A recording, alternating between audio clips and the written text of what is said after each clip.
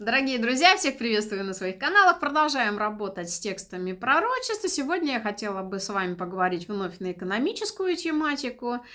И в большей степени она будет связана с экологическими проблемами. Будем разговаривать о Западной Сибири, кое светит великое будущее, ибо с нее все начнется.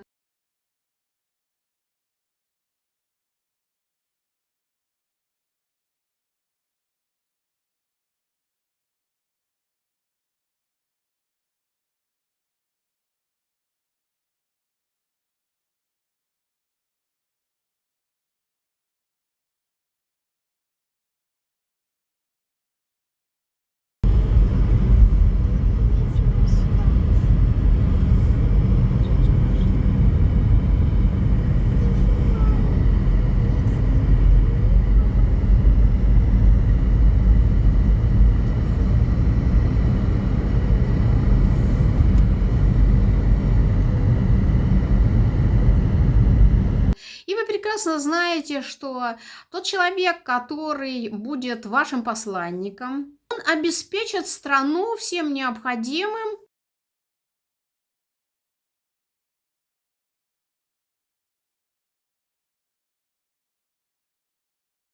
для того, чтобы не было проблем с пищей, для того, чтобы не было проблем с питьем. Необходимо обсуждать данные темы и предпринимать определенные действия.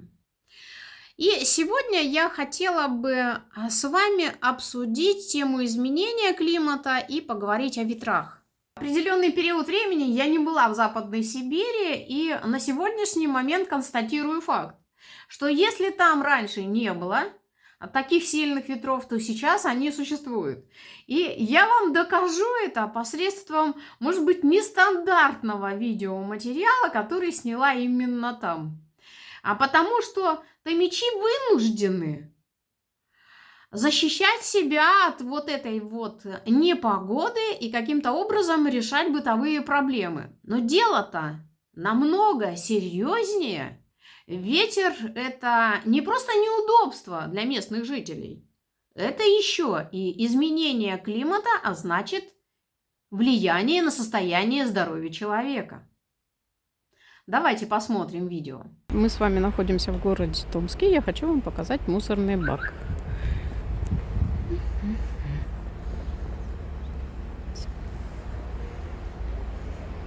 Мусор нигде не валяется, емкость закопана. Все огорожено, все аккуратно. Осталось только похвалить томичей за их предприимчивость, но хочется обозначить причину того, почему появился ветер в Западной Сибири.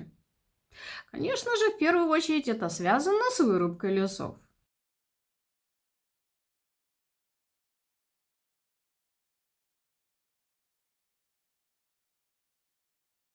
Все, что мы делаем, все, что делается в определенной отрасли экономики, оно должно быть взаимосвязано с другими процессами, компенсирующими то, что мы утрачиваем либо приобретаем. В данном случае мы констатируем факт. Из-за вырубки лесов появились ветра, а значит, произойдет воздействие на флору и фауну.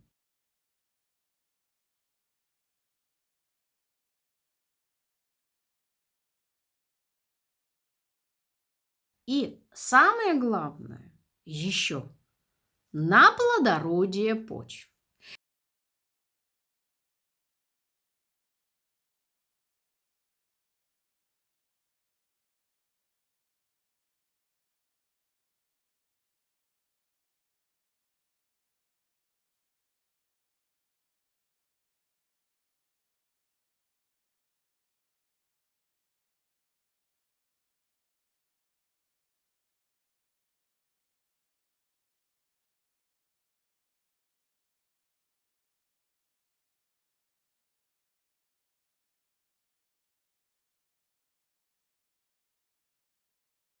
Если вы действительно желаете получить от Западной Сибири прекрасные урожаи, к чему в последнее время стремятся местные фермеры, то необходимо действительно задуматься о том, что пора прекратить подобные эксперименты, и необходимо не рубить, а досаживать леса, как делали наши предки, это доказывают тексты некоторых книг.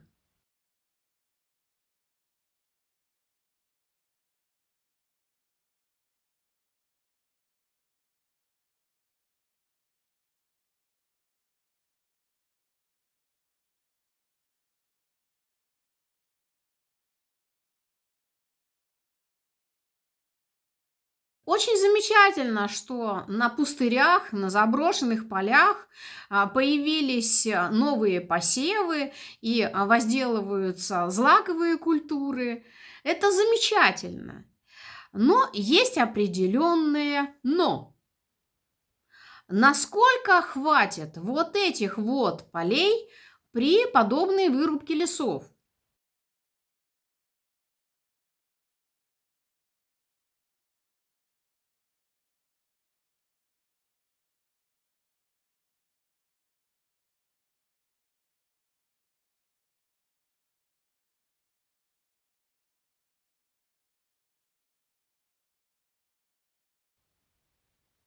Как долго вот эти почвы будут плодородными? Мало того, что очень часто земля находится под черным паром, то есть перед зимой это все перекапывается,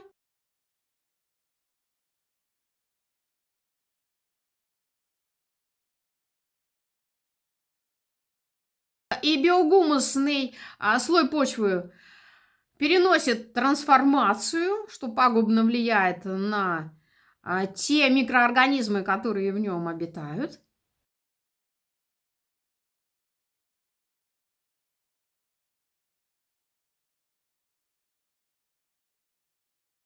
Помимо этого, еще и происходит эрозия ветровая и водная эрозия, потому что от ветра, от ледяного ветра, почва просто-напросто застывает.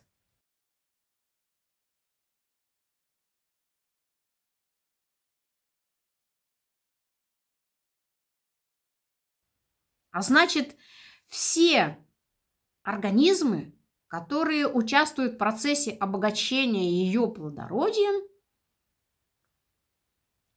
вымирают. Все очень просто. Поверьте, никакая химия нас не спасет. И то, что мы получаем в процессе охимичивания почвы, так можно сказать, все эти продукты, они не имеют никакой ценности ни пищевого, ни оздоравливающего характера, как бы мы этого ни желали.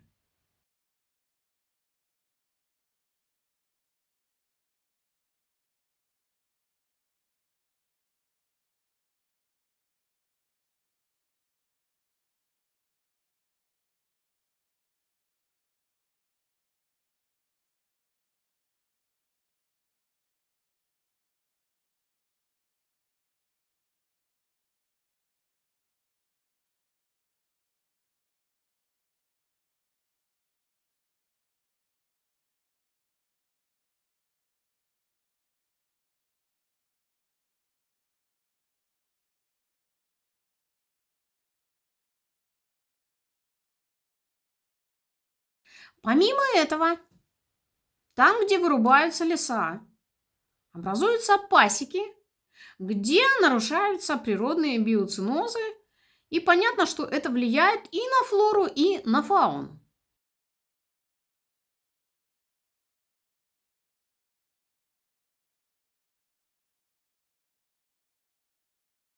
И достаточно пагубным путем.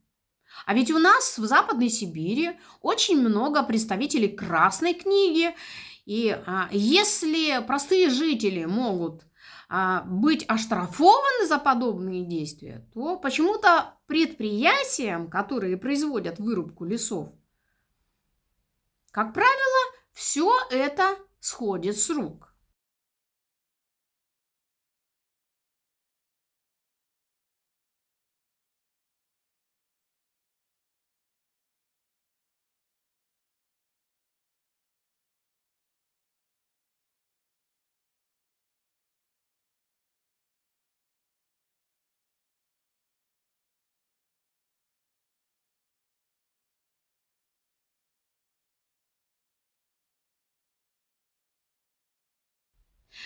я считаю, что наша Госдума должна принять соответствующий закон, в котором говорится о том, что вырубка лесов возможна только в экологически возможных районах.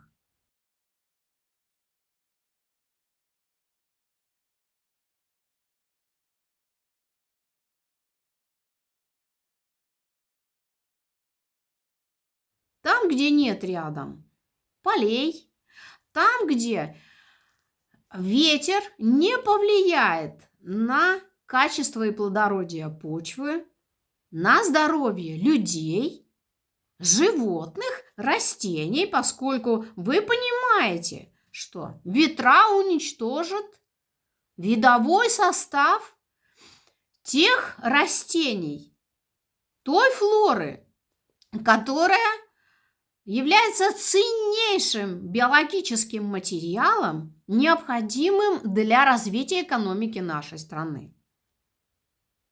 Мало того, что при засеве полей уничтожили большое количество ценнейшего растения, такого как иван-чай, мы на сегодняшний момент теряем и другие виды кустарников, полукустарников и лекарственных растений. А ведь это замечательные отрасли новой экономики нашей страны, если относиться к этому серьезным образом.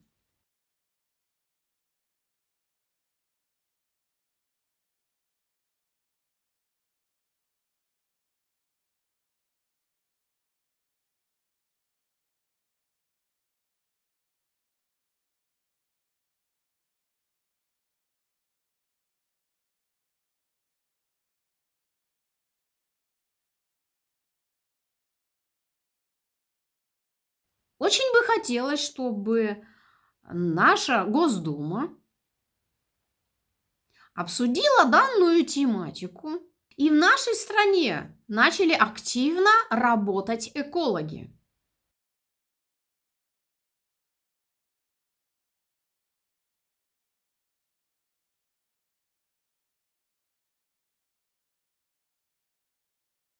Чтобы вырубка лесов находилась под контролем этих людей.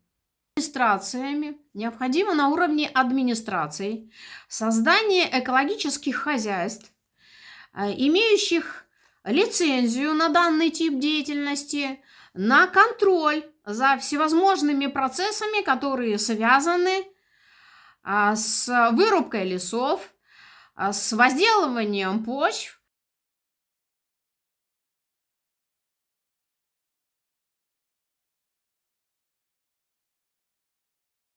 Пора накладывать штрафные санкции не только на местных жителей, но и на те предприятия, которые нарушают экоклимат нашей Сибири.